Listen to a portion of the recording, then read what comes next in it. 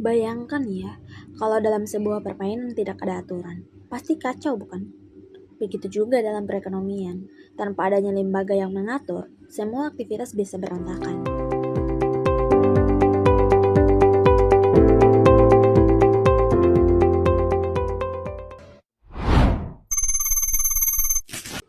Halo teman-teman, perkenalkan saya Wasmina, mahasiswa program studi ekonomi pembangunan. Kali ini saya akan berbagi ilmu pengetahuan yang membahas tentang ekonomi kelembagaan. Kita semua tahu bahwa ekonomi itu bukan hanya sekedar angka-angka dan grafik, tetapi juga tentang bagaimana manusia berinteraksi, bekerja sama, dan menciptakan kesejahteraan. Nah, disinilah pentingnya ekonomi kelembagaan, karena lewat aturan, norma, dan organisasi, kita bisa membangun sistem ekonomi yang lebih adil, tertib, dan berkelanjutan. Jadi, yuk kita pelajari bersama supaya kita bisa memahami bukan hanya teori, tapi juga bagaimana ekonomi benar-benar bekerja dalam kehidupan nyata. Nah, untuk memahami lebih jelas, mari kita mulai dari pengertian ekonomi kelembagaan. Ekonomi kelembagaan adalah cabang ilmu ekonomi yang mempelajari bagaimana aturan formal dan informal memengaruhi perilaku ekonomi. Aturan formal bisa berupa undang-undang, regulasi, atau kontrak, sedangkan aturan informal mencakup norma sosial, kebiasaan, dan budaya.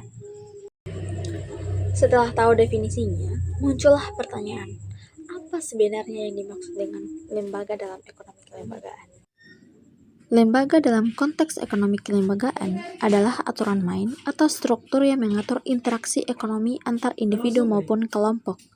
Lembaga bisa berupa hukum, organisasi, norma, bahkan tradisi yang membuat aktivitas ekonomi lebih teratur. Kalau begitu, bagaimana lembaga ini bisa memengaruhi perilaku ekonomi masyarakat? Lembaga dapat menciptakan kepastian, mengurangi biaya transaksi, serta membatasi perilaku oportunistik. Misalnya, aturan kontrak kerja membuat hubungan antara pekerja dan pengusaha lebih jelas, sehingga mengurangi konflik. Sebaliknya, jika lembaga lemah, perilaku ekonomi cenderung tidak efisien karena muncul ketidakpastian. Supaya lebih konkret, mari kita lihat beberapa contoh lembaga dalam ekonomi. Contoh lembaga dalam ekonomi bisa kita lihat di sekitar kita. Pertama, Bank Indonesia. Sebagai bank sentral, tugasnya mengatur peredaran uang dan menjaga kestabilan harga supaya inflasi tidak terlalu tinggi. Yang kedua, ada Otoritas Jasa Keuangan atau OJK. Lembaga ini berfungsi mengawasi bank, asuransi, dan lembaga keuangan lainnya agar berjalan dengan sehat dan tidak merugikan masyarakat. Ketiga, ada koperasi, yaitu organisasi ekonomi yang dimiliki dan dijalankan oleh anggotanya, misalnya koperasi simpan pinjam atau koperasi tani, yang membantu anggota mendapatkan modal lebih mudah. Selain itu juga, kita punya aturan informal, seperti budaya gotong royong. Walaupun tidak tertulis dalam undang-undang, norma ini membuat masyarakat lebih mudah bekerja sama, terutama dalam kegiatan ekonomi. Dengan contoh tadi, muncul pertanyaan penting. Mengapa sih ekonomi kelembagaan ini begitu penting? Ekonomi kelembagaan penting karena lembaga yang kuat mampu menciptakan stabilitas, menurunkan risiko, meningkatkan kepercayaan, serta mendukung pertumbuhan ekonomi. Sebaliknya, kelembagaan yang lemah bisa memicu korupsi, konflik, dan ketidakadilan.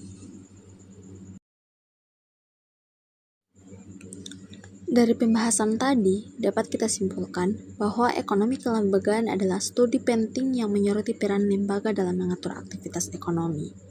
Lembaga memengaruhi perilaku, mengurangi ketidakpastian, dan menjadi fondasi pertumbuhan ekonomi yang berkelanjutan.